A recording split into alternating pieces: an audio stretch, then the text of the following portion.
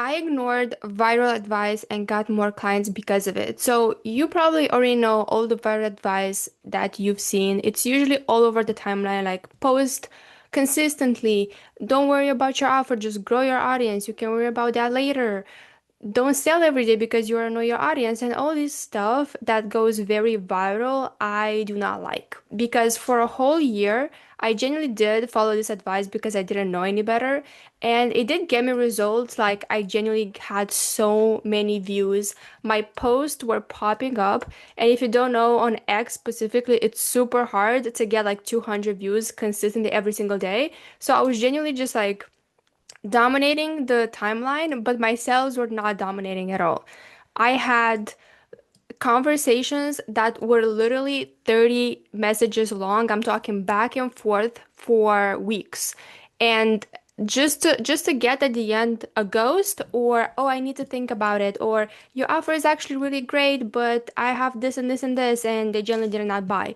So me following this advice got me questioning, like, if this advice is so good and everyone is preaching this advice, why am I still making 2 to 5K a month? Why did every client feel like a happy accident? Why did I see more screenshots of impressions than Stripe? So this viral advice, in my opinion, exists because it's emotionally comfortable, right? If I get enough attention, if I get enough views, and if I get 100 likes per post, my business will eventually get clients, which is not true. So, me following this advice, I realized that there's actually way better advice that's so hidden that you usually only find in behind like businesses or behind. Sometimes these business people do tweet about them, but they never go viral because it's not what actually people want to hear. It's things that make you money, but it's not things you want to actually do because it's more comfortable to post every day and to wait to launch something and stuff like that. So I started listening to this advice, and immediately, I'm talking within months, one thing that happened, my views went down, my followers went down, but my customers and my clients start booming. Like, I'm genuinely talking every week a new client, every week a new message of, hey, what do you do? What do you offer? Blah, blah, blah, right? All this good stuff. Also, what happened is my conversations, I usually have conversations through email. So my conversations went from 20 to 30 messages long to literally under 10, which is crazy. These people were coming to me already knowing exactly what I can help them with. They kind of knew the path I take. They kind of knew the mechanism I use. So it's super easy for them to close them because they kind of had 1 to 2 questions for me, and then they were all in. And I went from getting I need to think about it to I don't know, I'm not sure to hey, can you send me the payment link? And that's when I knew that viral advice is not good to follow. So in this video, I want to show you this advice and what I did differently. So, because I'm sure like 80% of these people watching this are doing the viral advice and they're not doing the unsexy advice that actually makes you money. So, first advice is grow your audience first, then build your offer later. You probably already have a following. You probably built an offer or you're in the process of building an offer.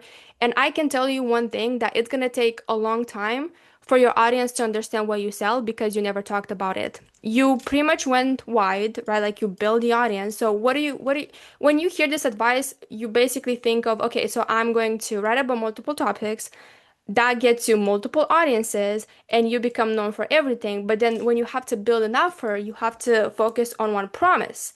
So now all this audience and you have one promise, literally half of them, more than half of them are not going to care. So you have to make them care, or you have to launch and launch and launch until people cut up with like your offer.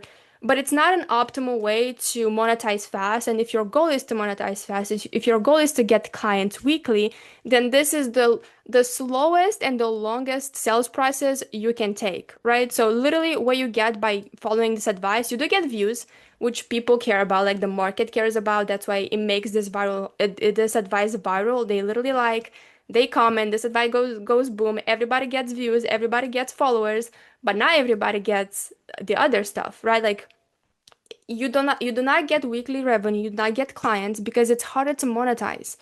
People who come from multiple topics, they don't know what you sell.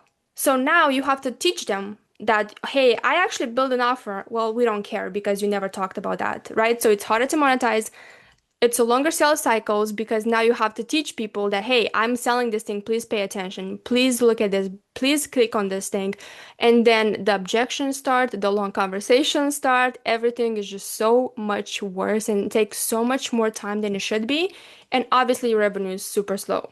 So genuinely, this advice never helped me. And every person who does ask me about it, I'm like, hey, do the exact opposite. And that's basically what the unsexy advice of this thing is. You have to build the offer first, and then you use the offer to grow the audience. So now you do the exact opposite of you get super niche, you only write content that helps people get this big outcome, right?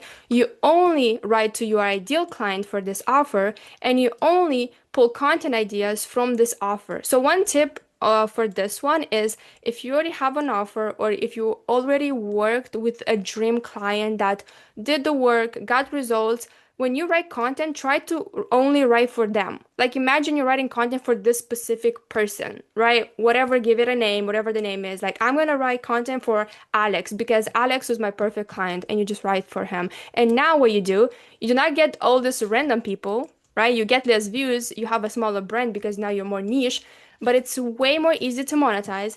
The sales cycle gets shorter because now people know that you're helping them with this outcome. They only come for you and they only follow you for this big outcome. They already know what you sell, they already know what you do, they already know how you do it. They just need to kind of ask some questions or just click a link and that's it. And you also get weekly revenue. So this is basically the opposite of the viral advice. This we're just getting started, by the way.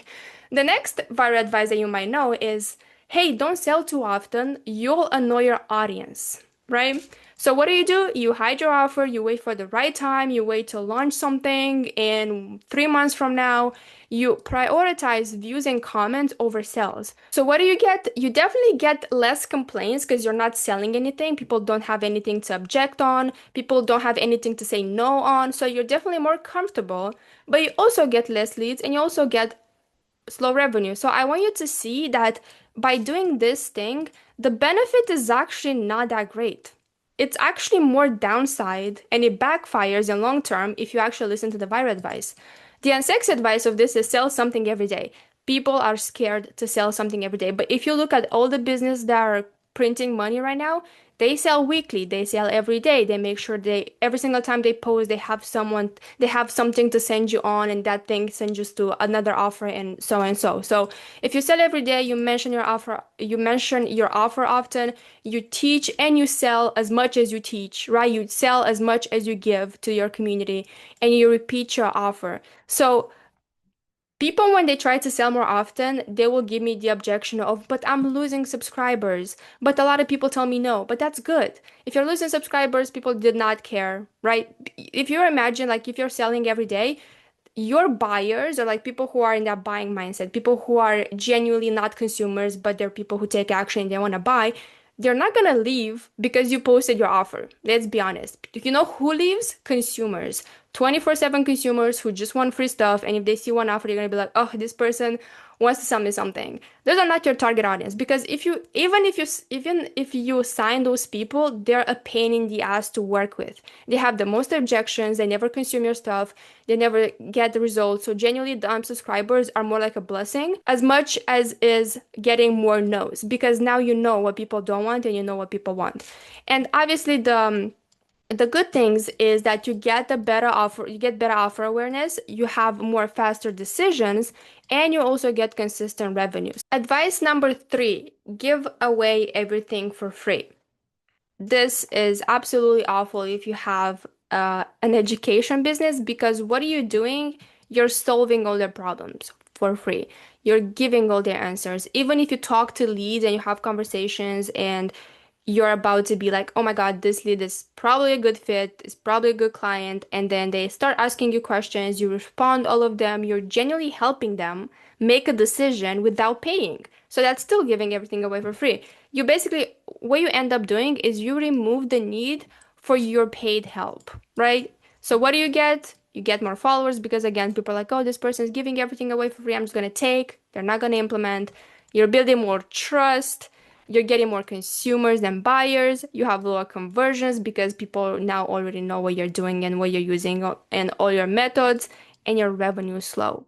The opposite is to give away the what, why, and when, not the how, never the how. So what do? You share insights. You explain how you make decisions and how you think, and if you have a problem, what do you do, and blah blah blah. And you leave the how up for them to pay. So there's no downsides to doing this. There's only downsides to doing this, which is give away everything for free. So what do you get? You get more buyers. People who are buyers have a different mentality.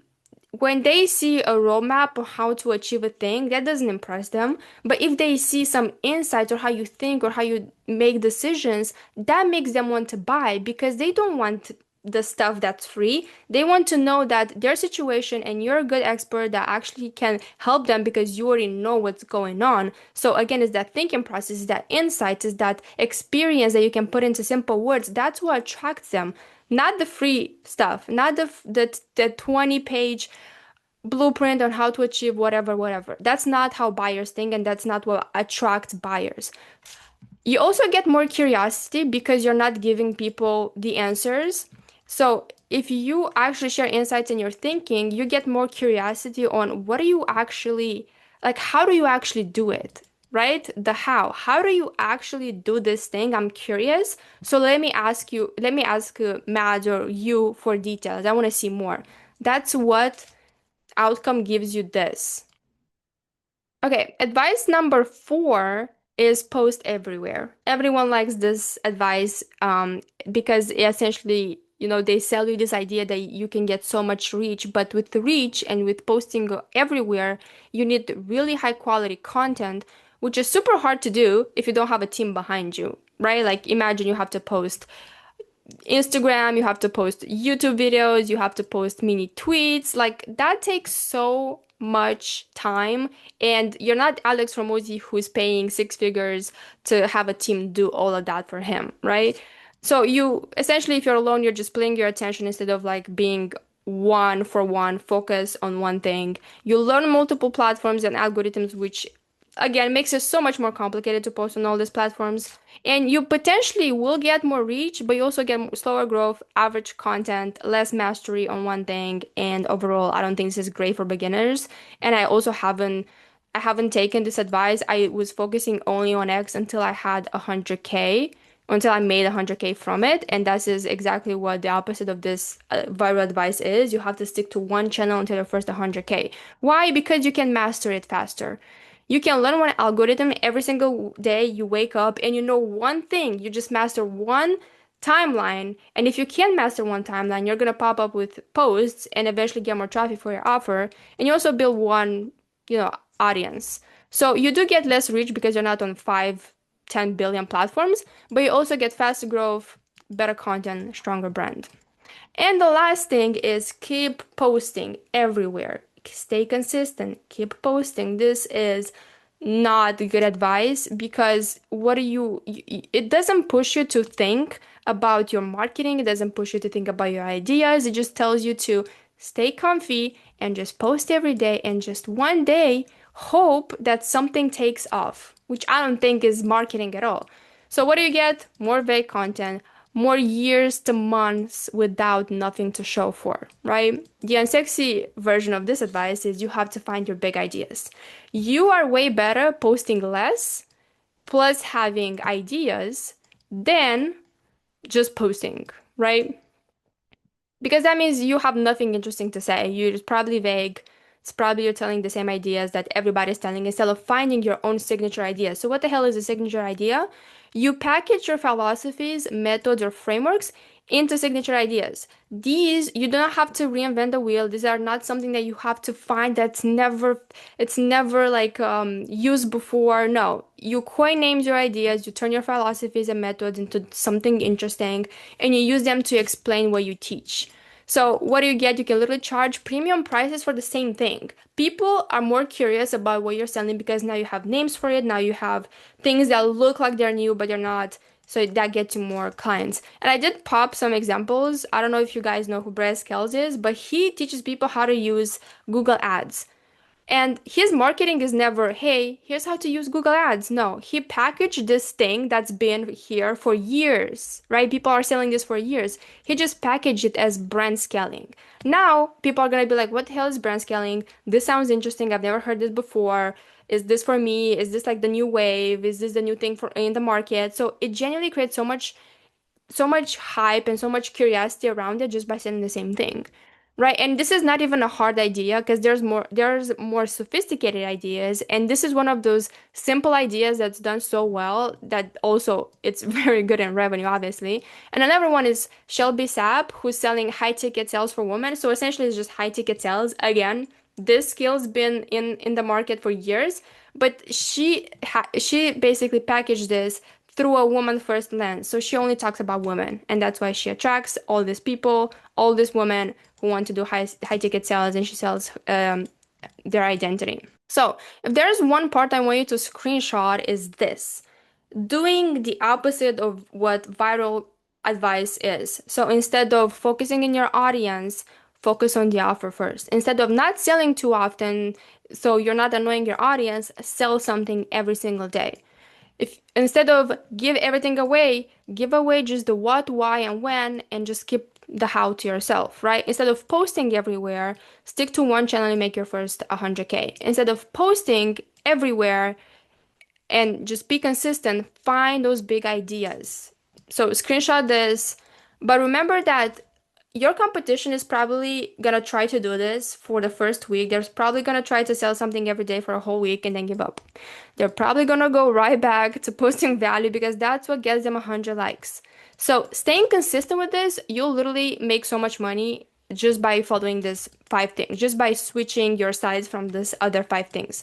But if you want more, I literally send daily insights in my newsletter on how to sign more clients and do exactly what I said above. But if you want more one-on-one help on how to basically use one landing page, one offer, one client, that's literally 52 clients a year. Average, you can sign up for like 2K each. That's 104K in revenue from X or LinkedIn, depends what you like. All from the audience you have, big or small. If you have a small, we're gonna grow your audience. Pulling content from your offer, obviously. All from the leads you already have, all by writing 300-word posts. So our thing on how we work is usually we write tweets, which is literally 150 characters, or LinkedIn posts, which is not more than 200, or email, which is not more than 300. So this is literally the content we write. Um, and literally sending simple messages that helps us remove sales calls for good. And also writing about things you genuinely care about, right? If you're interested about more one-on-one help and you want to chat about where your business is at, literally send me the word YouTube to mads@heyitsmads.com, and I'll see you in the next one.